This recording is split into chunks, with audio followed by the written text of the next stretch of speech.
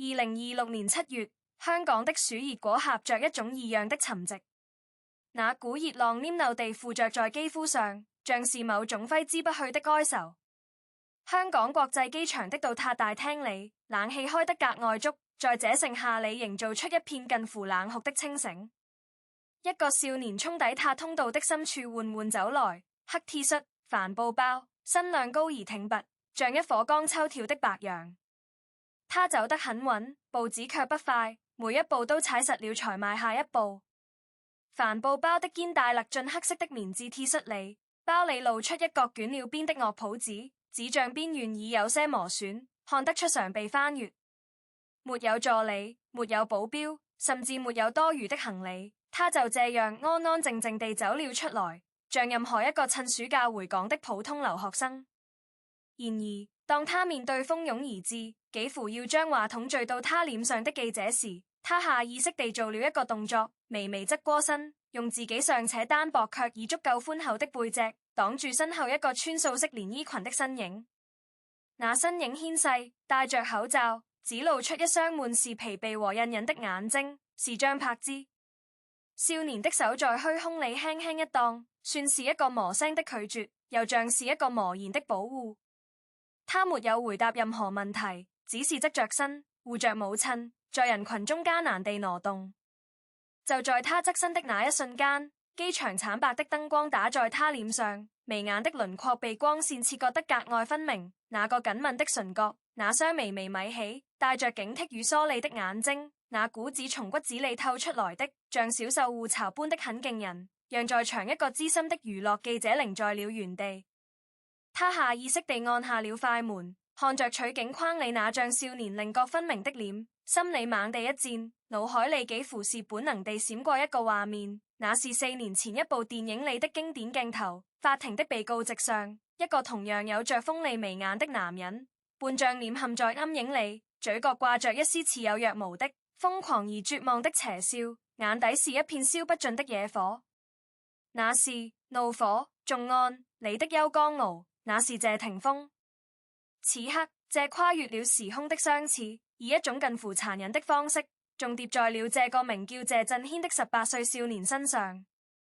這場由一場葬禮引發的風暴，就此在互聯網的汪洋裡悄然凝聚。起初，一切都被籠罩在謝賢離世這個巨大新聞的哀慟之下。四哥走了，這個縱橫香港影壇70餘年，活成了一部活歷史的老揮骨，在2026年7月16日因肺炎悄然離世，享年90歲。消息在4天後才由謝霆鋒通過微博正式公布，一切都處理得低調、迅速，甚至有些不近人情。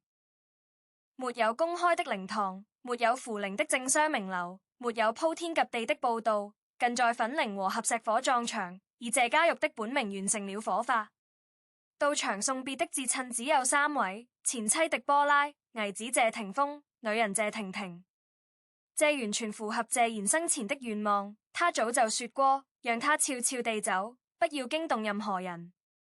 那個在鏡頭前永遠戴着墨鏡、風流倜儻、嘻嘻哈哈了一輩子的老爺子，最終用這種方式守住了自己最後的體面與瀟灑。然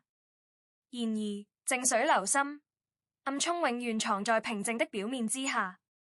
謝霆鋒作為長子，操持了整個後事，他神情肅穆，安排得井井有條，滴水不漏。頭七剛過，他便在7月23日動身前往青島，投入早已敲定的 Evolution Nick Live 演唱會彩排。彩排照片裡，他一身黑衣，戴着鴨舌帽，站在巨大的星球模型上，懸在半空，抱着電吉他，眼神望向虛空，配文是簡單的井號 Evolution Nick Live 井號青島今晚宴。一切都無懈可擊，他遵從了父親 The Show Must Go On 的遺訓，踐行了一個職業藝人對萬千觀眾和龍大工作團隊的責任。於情於理於公於私，你挑不出他半點毛病。成年人把悲傷咽進肚子裡，用工作築起一道堤壩，這是很多人讚苦的堅強。可恰恰是這份滴水不漏的正確，在謝震軒那個沉默的側身和那的疲憊的女人好好地護住。他要在這個被閃光燈和流言蜚語包圍的修羅場裡，為母親和弟弟圈出一塊安全的空地。他沒有說話，但那個微微下壓的手勢和警惕的眼神，仿佛在告訴所有人：夠了，別再靠近了。這種越界的觸於少年人的生猛與直接，在成年人的世界裡顯得格格不入，卻又帶着一種隨呼拉扭的力量。隨之而來的是過去15年被塵封的歲月被重新打開，人們開始以一種近乎考古的耐心審視謝震軒這個星二代的成長軌跡，而這一切都繞不開一個名字：張柏芝。當年那個驚為天人的柳飄飄，早已褪去了電影裡的清濕和脆弱，在現實生活的泥濘裡，活成了一個輪廓堅硬的母親。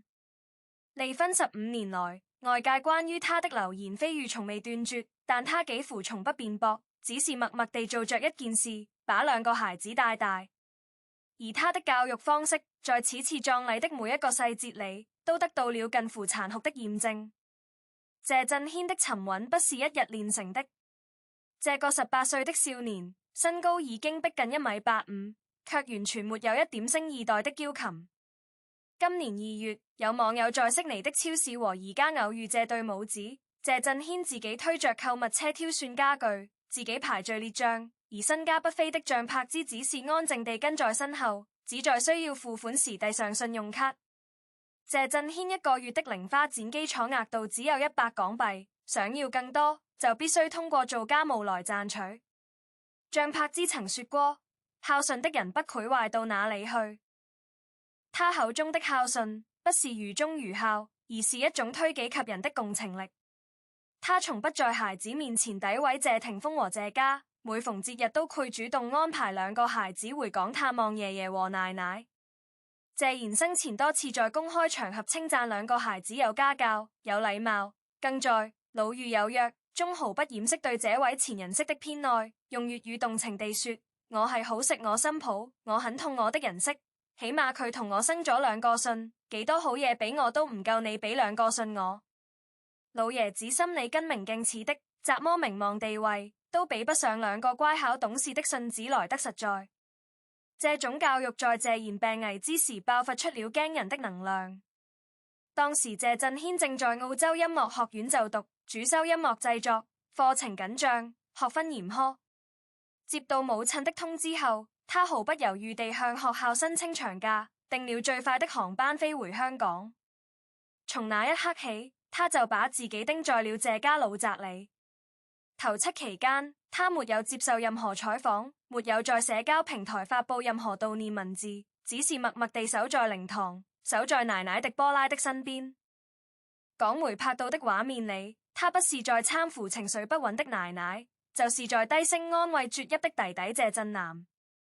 有一個細節被反覆提及，在靈堂外被記者圍堵時，弟弟明顯有些毛躁，謝震軒側過身，將弟弟攬到身後，自己直面那些長槍短炮，用一種完全不符合年齡的鎮定，擋住了所有窺探的目光。他就像一面靜默的牆，雖然年輕，卻足以遮風擋雨。他甚至沒有急着返校，頭七過後，當父親謝霆鋒奔赴青島的舞台時，他依然留守在香港的老宅裡，幫奶奶收拾爺爺的遺物，安撫長輩的情緒。一個孩子越能剛視，越讓人心痛，因為這份成熟往往意味着他早早地就學會了在沒有傘的雨裡奔跑。這種極致的守護與周全，與謝霆鋒的頭七離場形成了刺眼的對比。一邊是手握資源、身負重任的中年人，為了合同，為了團聚，為了數以萬計的觀眾，不得不收拾心情，奔赴下一個戰場。他壓抑着自己的悲傷，完成了一個成熟藝人的標準動作。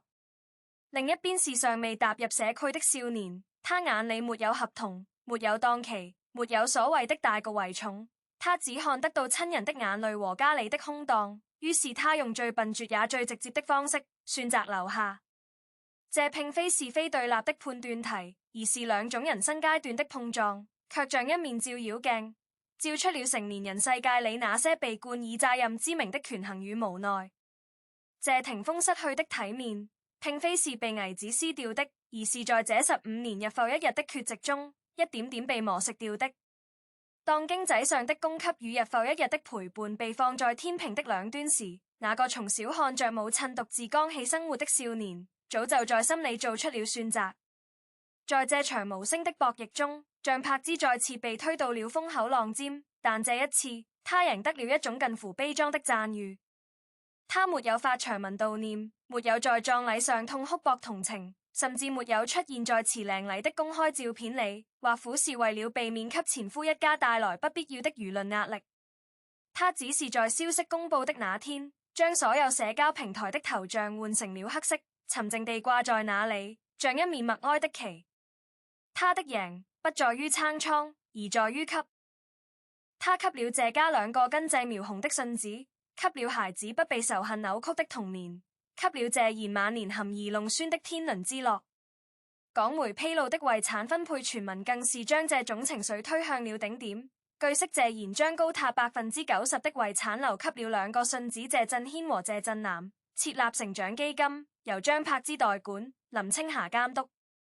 無論數字是否確切，這背後傳遞的信號清晰而強烈。老人心裏那杆秤，稱得出這15年來誰在真正地為謝家開枝散葉、延續香火、傳承教養。